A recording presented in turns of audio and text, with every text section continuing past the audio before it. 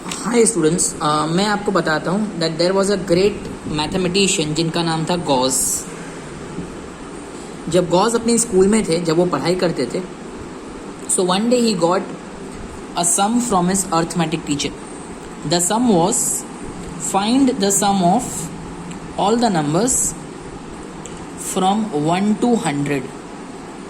आई repeat, 1 से लेके 100 तक सभी नंबर्स का टोटल निकालना था. तो उनके क्लास के जितने भी स्टूडेंट्स थे वो लोग ऐसे स्टार्ट कर दिया. उन लोगों ने 1 + 2 3, 3 + 3 6, 6 + 4 10, 10 + 5 15. अब बिकॉज ये मास्टर क्लास गॉज थे तो उन्होंने पहले इस पूरे सम को एस लिखा. ये एक रियल स्टोरी है. उसके बाद इन्हीं नंबर्स को वापस नीचे कॉपी किया, बट रिवर्स फॉर्म में. आई रिपीट, रिवर्स ऑर्डर में उनको वापस कॉपी किया. क्लियर? तो जब उन्होंने उसको रिवर्स ऑर्डर में फिर से कॉपी किया तो s + s ये तो हो गया 2s. 100 + 1 becomes 101. 99 + 2 is also 101. 98 + 3 is also 101. 97 + 4 is also 101. And he was very shocked that 98 + 3 is also 101. सब में आंसर 101 ही आ रहा था. It means that 101 bar bar repeat हो रहा है.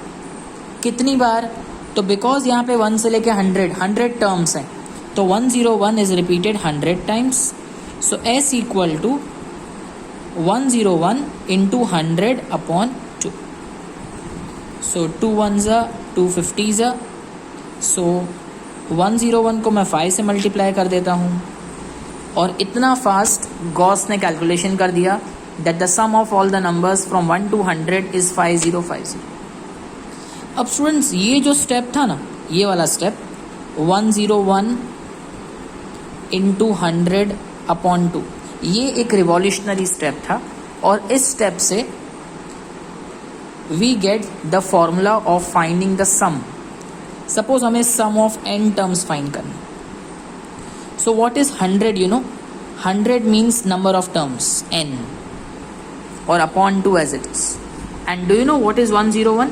101 is the sum of first term and last term. देखो, first term 1 है, last term 100 है, तो फर्स्ट टर्म और लास्ट टर्म का टोटल ये होगा 101.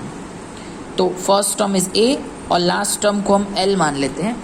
तो Sn equal to n/2 a + l. This was the formula that Gauss discovered. Okay. Now students, sometimes अगर आपको लास्ट टर्म की वैल्यू पता नहीं है तो लास्ट टर्म को हम an कंसिडर कर लेते हैं, nth टर्म. और nth टर्म की फॉर्मूला तो आप सबको पता है, a + n - 1 × d. Right? So n/2 as it is, a + a 2a plus n - 1 × d. तो इस तरह हमारे पास Sn की दो फॉर्मूला आ गई है. The first one n/2 a + l and the second one n/2 2a + n - 1 × d. So both these formulas will help us to find the sum of n terms. ये formula is a evergreen formula. चाहे last term दिया हो, चाहे last term नहीं दिया हो, उसमें आप किसी भी सम में ये फॉर्मूला यूज कर सकते हैं. लेकिन ये फॉर्मूला तभी यूज करिएगा when you know the first term and the last term value. Fine students, so these two formulas will be very useful to solve exercise number 5.3. I hope this derivation of this two formulas is very clear और काफ़ी कुछ समझ में आ गया होगा आपको. Right? सो ऐसे ही बहुत सारे इंटरेस्टिंग फॉर्मूलाज मैं आपको आगे भी समझाता रहूँगा. और if you have any queries, please let me know.